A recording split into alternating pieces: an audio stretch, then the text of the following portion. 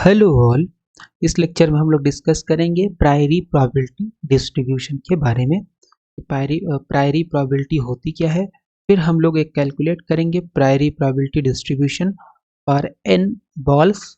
अगर n ball हमारे पास हैं तो उस केस में हमारे पास प्रायरी प्रोबेबिलिटी डिस्ट्रीब्यूशन क्या होगा and so on. Basically total number of micro state वगैरह कैलकुलेट करेंगे। तो सबसे पहले हमारे पास प्रायरी प्रोबेबिलिटी क्या होती है। सपोज आपके पास क्या है, ये एक बॉक्स है, एक यहाँ पे स्पेस है और ये इस स्पेस में मान लेते हैं इसका टोटल एरिया कितना है, लेट्स से ए, या वॉल्यूम है वी। ठीक है, तो 2 डायमेंशन में अगर रहेंगे तो एरिया रहेगा, 3 डायमेंशन में जाएंगे तो वॉल्यूम हो जाएगा। मान लो ये जो है बॉक्स जिसका एरिया ए है, टोटल वॉल्यूम का, टोटल बॉक्स का सॉरी, इसको अगर हम डिवाइड कर दें छोटे छोटे बॉक्सेस में, छोटे छोटे बॉक्सेस में डिवाइड कर दें और मान लेते हैं कि ये आपके पास जो बॉक्स है इसका जो एरिया है, लेट्स से ये है आपके पास ए आई। कितना है? ए आई, मतलब ये आईएथ बॉक्स है जिसका एरिया है ए आई। तो जो प्रायरी प्रोबेबिलिटी होगा, प्रायरी प्रोबेबिलिटी जो होगा जिसको हम जनरली डिनोट करते हैं जी से, तो जी आई मतलब आईएथ बॉक्स का जो प्रायरी प्रोबेबिलिटी हो जाएगा वो हो जाएगा आईएथ बॉक्स का एरिया, एरिया है A i divided by total area. Ith box का area divided by total area, इसी को बोला जाता है प्रायरी प्रोबेबिलिटी।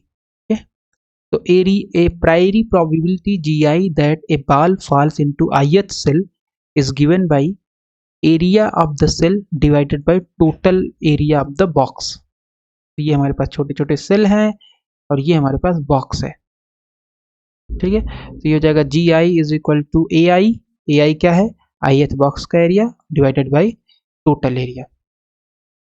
ओके, और ये जो क्वांटिटी होगी प्रायरी प्रोबेबिलिटी, ये आपको क्या बताएगी? ये बताएगी कि इस बॉक्स में बॉल के फॉल करने की, एक बॉल के गिरने की क्या संभावना है। एक बॉल के गिरने का किस पे, चीज पे डिपेंड करेगा? ये तो पहले पूरा खाली ही है, तो ये जब खाली है तो यहाँ पे जस्ट डिपेंड करेगा कि कितना बड़ा ये बॉक्स है। जितना बड़ा बॉक्स होगा अगर हम बॉल को फेंकें तो उतना ही ज़्यादा चांस है कि इसमें गिरेगा, है ना। अगर जितना छोटा होगा उतना ही कम चांस होगा कि बॉल इस वाले बॉक्स में लैंड करेगा। तो ये हमारे पास प्रायरी प्रोबेबिलिटी हो गया, area of the ith box divided by area of entire box, area of ith cell divided by area of entire box. The probability that 2 balls fall simultaneously in ith cell, तो ये कितना हो जाएगा? देखो हमारे पास क्या है, एक बॉल है, एक बॉल की अगर हम बात करें तो एक बॉल को यहाँ पे फेंकेंगे तो ये आ जाएगा, प्रोबेबिलिटी कितनी होगी, area of the ith box divided by total area. तो अगर 2 बॉल है तो एक बॉल की प्रोबेबिलिटी है जी आई, दूसरे बॉल की भी प्रोबेबिलिटी क्या होगी, जी आई, क्योंकि हमने कोई कंडीशन लगाया नहीं है कि बॉल बड़ा है कि बॉल छोटा है। हम मान के चल रहे हैं कि बॉल क्या है, सेम है, दोनों बॉल क्या है, सेम है। पहले बॉल की जब प्रोबेबिलिटी जी आई होगी तो दूसरे बॉल की कितनी हो जाएगी, दूसरे बॉल की भी हो जाएगी जी आई। तो इसका मतलब है क्योंकि यहाँ साइमल्टेनियसली एक बॉल गिरे और एक बॉल गिरे साइमल्टेनियसली, तो इस केस में प्रोबेबिलिटी क्या हो जाती है, मल्टीप्लाई हो जाती है। और अगर हम बोले कि एक बॉल गिरेगा या दूसरा बॉल गिरेगा तो उस केस में आपका प्रोबेबिलिटी ऐड हो जाता है। तो यहाँ पे हम साइमल्टेनियसली दोनों बॉल को फेंक रहे हैं, दोनों बॉल उस आईएथ बॉक्स में फॉल करेंगे तो उसकी प्रोबेबिलिटी कितनी हो जाएगी, जी i into g I, ji i into g आई। इसका मतलब ये हो जाएगा g i into g i, that is g i square. 3 ball होंगे तो जी आई इंटू जी आई यानी जी आई की पावर क्यूब। 4 बॉल होंगे जी आई टू द पावर 4। तो अगर एन आई बॉल हैं जो कि आईएथ सेल में गिरेंगे, एन आई बॉल अगर आपके पास हैं जो कि आईएथ सेल में गिरेंगे तो कितना हो जाएगा, ये हो जाएगा g i to the power n i. Okay, तो हमारे पास ये है, 1 सेकेंड, पहला बॉल इसमें गिरेगा उसकी प्रोबेबिलिटी है जी आई, दूसरा बॉल गिरेगा जी आई, तीसरा बॉल गिरेगा जी आई, तीनों बॉल की प्रोबेबिलिटी कितनी हो जाएगी, जी i into g i into g I, ith box में गिरने की, फिर चौथे की जी आई एंड सो ऑन। तो अगर हम एन आई बॉल है हमारे पास, ये हो जाएगा g I up to N आई, है ना, अप टू एन आई। तो इसका मतलब हो जाएगा g i into g i into g i into g i n i तक मल्टीप्लाई कर दीजिए, तो ये हो जाएगा जी आई की पावर एन आई। तो ये हमारे पास आ गया n i balls fall in ith cell. अगर ith सेल में ni बॉल गिरेंगे तो प्रोबेबिलिटी कितनी होगी, gi to the power ni।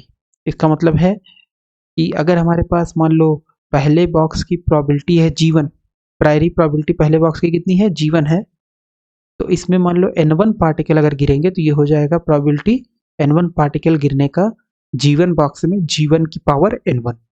दूसरे बॉक्स में कितना हो जाएगा g2 की power n2 and so on. ठीक है, तो यहाँ तक हमारा हो गया। तो इसका मतलब है कि ni बॉल ith सेल में गिरेंगे तो प्रोबेबिलिटी हो जाएगी gi to the power ni। Now a priori probability g of any particular distribution and balls among k cell. हमारे पास टोटल मान लेते हैं कि बॉल कितना है, n बॉल है, मान लो n बॉल अगर है तो उसमें से n1 बॉल अगर फॉल करे ith सेल में, n2 बॉल फॉल करे सेकेंड सेल में, nk बॉल्स फॉल करें kth सेल में, तो उस केस में टोटल बॉल की प्रोबेबिलिटी कितनी होगी। ओके, तो हमारे पास क्या है यहाँ पे, सेकेंड, तो हमारे पास 1 सेकेंड। ओके, तो हमारे पास क्या है, n1 बॉल फॉल करे first cell, n2 ball fall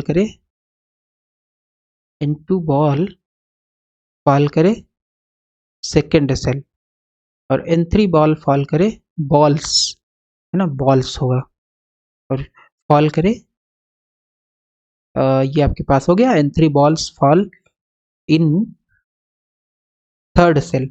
इस तरीके से करते करते आपके पास मान लो टोटल k सेल हैं, सपोज k सेल हैं या n सेल हैं, राइट। तो n के बॉल फॉल करता है आपका kth सेल में, तो अब इसकी प्रोबेबिलिटी हो जाएगी g1 की पावर n1, इसकी प्रोबेबिलिटी हो जाएगी n2 बॉल अगर सेकेंड में जाएगा तो g2 to the power n2, n3 ball third में अगर गिरेगा तो g3 to the power n3 and so on. ठीक है, gk to the power nk। तो ये आ जाएगा टोटल प्रोबेबिलिटी, जिसमें से n1 पहले सेल में गिरे, n2 दूसरे सेल में गिरे, n3 तीसरे में, nk kth सेल में गिरे। ओके, तो ये आ जाएगा जहां पे टोटल नंबर ऑफ बॉल्स यानी n1 plus n2 plus and so on plus nk, वो है आपके पास इतना। तो इसको अगर समझना है तो मान लो हमारे पास ये है, ठीक है, तो ये हमारे पास मान लो 10 बॉल हैं, 10 बॉल से हम लगा दे रहे हैं कंडीशन कि 2 बॉल इसमें गिर जाएं, 4 बॉल इसमें गिरे, और 2 4, ओके, और 4 2 6, 2 बॉल इसमें गिरे, 6 2 8, एक इसमें गिर जाए, एक इसमें गिर जाए, तो टोटल बॉल की संख्या हो गई इतना, प्रोबेबिलिटी इस तरीके से निकलेगी। तो ये हमारे पास आ गया इतना। तो अगर हम इसको लिखें तो कैसे लिख सकते हैं, इसको हम लिख सकते हैं प्रोडक्ट का जो हमारे पास शॉर्ट फॉर्म होता है लिखने का, i is equal to 1 to k, total k cell है, i is equal to 1 to k gi to the power ni। Okay, so i बराबर 1 से लेकर के k तक सबका मल्टीप्लीकेशन हो जाएगा। ये टोटल हमारे पास प्रोबेबिलिटी आ जाएगी कैपिटल N बॉल्स का, राइट, जिसमें से n1 बॉल पहले सेल में गिरता है, n2 बॉल दूसरे सेल में गिरे, nk बॉल्स kth सेल में गिरे, तो ये टोटल आ जाएगी प्रोबेबिलिटी। और फिर हमारे पास n1 plus n2 plus and so on nk क्या है, टोटल नंबर ऑफ बॉल्स है, तो ये प्रोबेबिलिटी होगी। ओके, और अगर हम मान के चलें कि जो हमारे पास सेल है, एक स्पेशल केस लगा देते हैं, ये जो सेल है सबका साइज सेम है, सबका एरिया सेम है, तो जब सबका एरिया सेम है तो उसका मतलब GI भी सबका सेम होगा, क्योंकि ये एरिया पे डिपेंड करता है। तो ये जो चीज होगी आपके पास G1 बराबर G2 बराबर GK बराबर G हो जाएगा, यानी सभी सेल जो बॉक्स में है, सभी सेल का जो एरिया होगा वो सेम होगा, तो सभी सेल की प्रायरी प्रोबेबिलिटी भी क्या हो जाएगी, सेम हो जाएगी।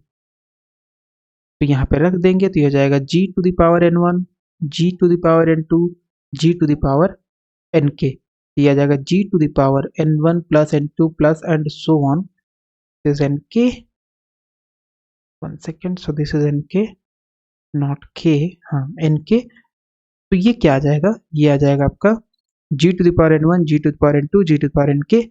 तो अब g का पावर हो जाएगा n1 plus n2 plus n के, क्योंकि पावर एडी जब प्रोडक्ट में होती है तो क्या होती है, ऐड होती है, तो इसको हम इतना लिख सकते हैं।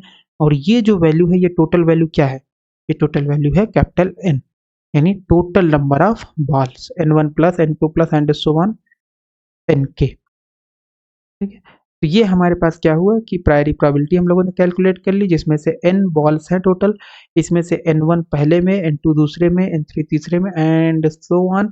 और ये हमारे पास टोटल सेल कितने हैं, k, तो ये आपका kth सेल हो गया। तो इसमें आपका कितना बॉल गिर रहा है, n k, ठीक है, n के बॉल केवल इस वाले सेल में गिर रहा हो, तो उसकी टोटल प्रायरी प्रोबेबिलिटी कितनी आएगी, और वो आ जाएगी आपके पास g बराबर small g to the power capital